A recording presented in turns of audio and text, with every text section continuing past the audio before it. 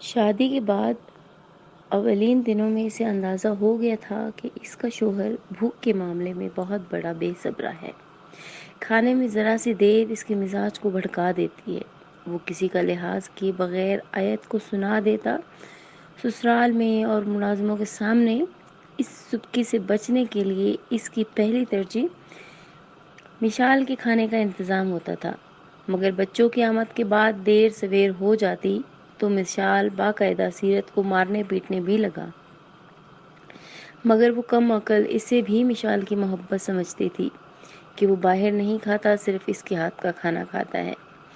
دن بھر کے تھکے وجود کو شب ڈھلتے ہی مشال کی گال پاشی اور مجبورانہ انداز سیرت کو سب بھلا دیتے، مگر صبح رات کی کسی بات کا شائبہ بھی مشال کے چہرے پہ نہ ہوتا تھا۔ ازدواجی زندگی کا واحد یہی حق تھا جو وہ بھرپور طریقے سے ادا کرتا تھا، مگر اب تو بچوں کی وجہ سے وہ رات رات بھر باہر رہنے لگا تھا، ورنہ گزرے 9 برسوں میں نہ عزت ملی، نہ اعتبار، اور نہ ہی سیرت کی ضروریات کا خیال رکھا۔ اس کی کوئی بھی ضرورت پوری ہوتے اس کو عجیب سے محسوس ہوتا اور وہ اس احساس سے دوچار ہو جاتا تھا کہ مستحکم مالی پوزیشن کے باوجود کبھی اسے کوئی تحفہ نہ دیا، بلکہ ضروریات بھی جتا کر پوری کی جاتی تھی۔ مگر سیرت پھر بھی خوش رہی اور اس کا شوہر اس کے ساتھ وفادار ہے۔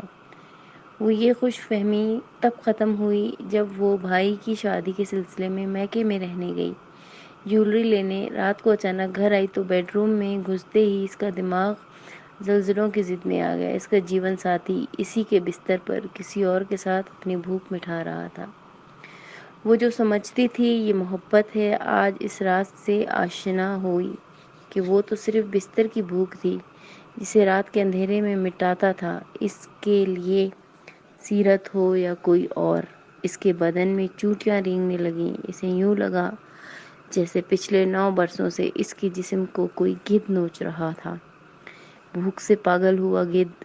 یہ سچ تھا کہ اب اس کے مردہ وجود کو مشال جیسا گدھ عمر بھر نوچتا رہے گا، کیونکہ گھر سے جاتے سمے وہ یہ بات فراموش کر چکی تھی کہ اس کے شوہر کا بھوک کے معاملے میں بے صبرا، بے چاہے وہ بھوک کا دسترخوان ہو یا بستر کی بھوک۔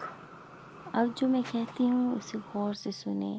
اگر آپ لوگوں نے ابھی تک میرا چینل لائک اور سبسکرائب نہیں کیا تو سب سے پہلے لائک اور سبسکرائب کریں اور ساتھ ہی لگے بیل آئیکن کو پریس کریں تاکہ میری آنے والی تمام ویڈیوز آپ کو سب سے پہلے مل جائیں، اسی طرح کی شارٹ سٹوریز۔